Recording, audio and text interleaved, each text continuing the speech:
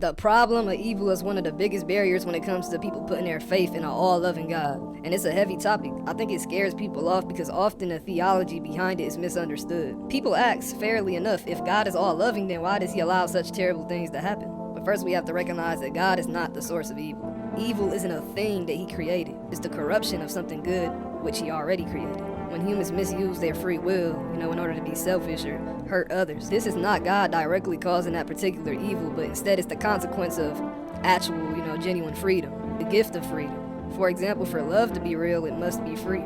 If God forced us to be good in every given situation where evil could potentially come about, then we would be puppets and not, free agents. Now, in regards to natural evil, like diseases and brain tumors, which, is kind of out of our control.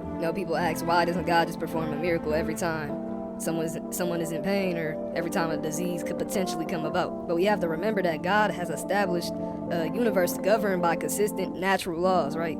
Just because, we're Christian, we still believe that science is real. We believe that natural things can be the explanation for these things, and we just believe that God has simply allowed it. And the question becomes, why does God allow it, right?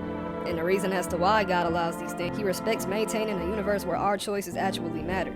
And he has confidence in being able to bring about a much greater good even with this finite suffering that we experience on earth in the end. Look at the story of Lazarus, for example, with Jesus. When he hears about his friend which is sick and died, he doesn't do nothing about it, right? He cares about our suffering, so he goes out to see him.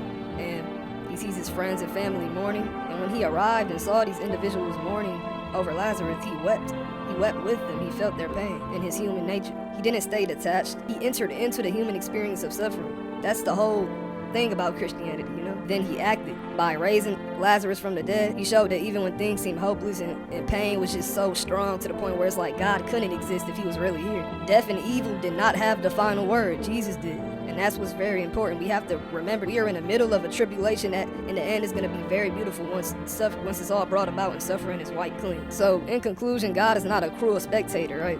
He is a participant to our suffering, and he is the ultimate answer to it.